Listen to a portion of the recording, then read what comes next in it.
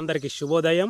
19/9/2024 గురువారం రోజున రుణమాఫీ కాని రైతుల పిలుపు మేరకు చలో ప్రగతి భవన్ గురువారం రోజు ఉన్నందున తెలంగాణలో ఉన్న రైతులందరూ ఏకమై చలో ప్రగతి భవన్ విజయవంతం చేస్తారని ఆశిస్తూ ఇదే పిలుపుగా అందరూ అనుకొని ఇప్పుడు ఇక్కడ ఎండనక వాననక చలనక రేయనక 6 కాలం కష్టపడి పండిస్తున్న రైతులకే మాట ఇచ్చి తప్పుతున్న రాష్ట్ర ప్రభుత్వం పైన ఒత్తిడి తీసుకురావడానికి రైతన్నలందరూ ఏకమై జిల్లాల వారీగా, మండలాల వారీగా, గ్రామాల వారీగా పెద్ద సంఖ్యలో పాల్గొని చలో ప్రగతి భవన్ విజయవంతం చేస్తే 20 నాడు క్యాబినెట్ మీటింగ్ ఉన్నందున అందులో మనకు సానుకూలమైన ప్రకటన వచ్చి రుణమాఫీ ప్రతి ఒక్క రైతు రుణమాఫీ పొందే అవకాశాలు ఉంటాయి. కాబట్టి ఇక్కడ ఎద్దేడ్చిన వ్యవసాయం బాగుపడదు, రైతేడ్చిన రాష్ట్రం బాగుపడదు అంటారు. 100% నిజం. ఎద్దేడ్చిన వ్యవసాయం ఏ విధంగా బాగుపడదో రైతేడ్చిన రాష్ట్ర ప్రభుత్వం కూడా బాగుపడదు.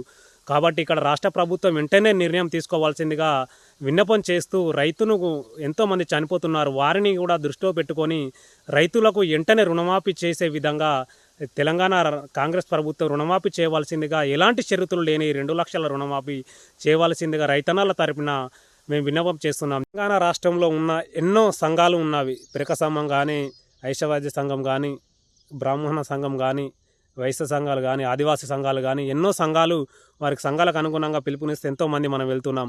ఎక్కడ ఒక చిన్న సంఘటన జరిగితే అందరం ఏకమవుతున్నాం. కాబట్టి ఇక్కడ రైతులు రుణమాఫీ కాక ఎంతోమంది చనిపోతున్నారు. వీరి బాధను కూడా అర్థం చేసుకొని ప్రతి సంఘం, ఈ సంఘం ఆ సంఘం అని కాదు, ప్రతి సంఘం నాయకులకు, ప్రతి సంఘ కార్యకర్తలకు నేను విన్నపం చేస్తున్నా. మీ మద్దతు కూడా మా రైతులకు ఇవ్వండి. రైతులకు ఇచ్చి చలో ప్రగతి భవన్ విజయవంతం చేయవలసిందిగా మేము విన్నపం చేస్తున్నాము. జై జవాన్, జై కిసాన్, జై రైతన్న, జై భారత్. అందరికీ శుభోదయం.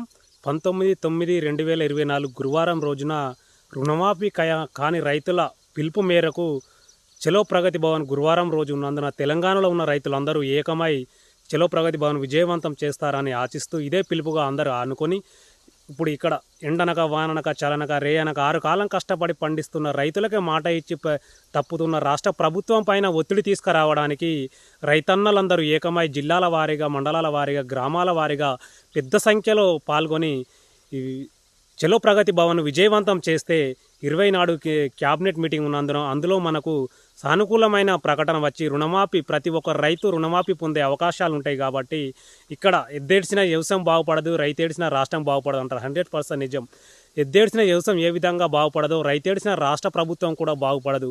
కాబట్టి ఇక్కడ రాష్ట్ర ప్రభుత్వం వెంటనే నిర్ణయం తీసుకోవాల్సిందిగా విన్నపం చేస్తూ రైతును ఎంతోమంది చనిపోతున్నారు, వారిని కూడా దృష్టిలో పెట్టుకొని రైతులకు వెంటనే రుణమాఫీ చేసే విధంగా తెలంగాణ కాంగ్రెస్ ప్రభుత్వం రుణమాఫీ చేయవలసిందిగా, ఎలాంటి షరతులు లేని 2 లక్షల రుణమాఫీ చేయవలసిందిగా రైతన్నల తరపున మేము విన్నపం చేస్తున్నాం. తెలంగాణ రాష్ట్రంలో ఉన్న ఎన్నో సంఘాలు ఉన్నవి. పిరక సంఘం కానీ, ఐషవాద్య సంఘం కానీ, బ్రాహ్మణ సంఘం కానీ, వైశ్య సంఘాలు కానీ, ఆదివాసీ సంఘాలు కానీ, ఎన్నో సంఘాలు వారికి సంఘాలకు అనుగుణంగా పిలుపునిస్తే ఎంతోమంది మనం వెళ్తున్నాం. ఎక్కడ ఒక చిన్న సంఘటన జరిగితే అందరం ఏకమవుతున్నాం. కాబట్టి ఇక్కడ రైతులు రుణమాఫీ కాక ఎంతోమంది చనిపోతున్నారు. వీరి బాధను కూడా అర్థం చేసుకొని ప్రతి సంఘం, ఈ సంఘం ఆ సంఘం అని కాదు, ప్రతి సంఘం నాయకులకు, ప్రతి సంఘ కార్యకర్తలకు నేను విన్నపం చేస్తున్నా. మీ మద్దతు కూడా మా రైతులకు ఇవ్వండి. రైతులకు ఇచ్చి చలో ప్రగతి భవన్ విజయవంతం చేయవలసిందిగా మేము విన్నపం చేస్తున్నాము.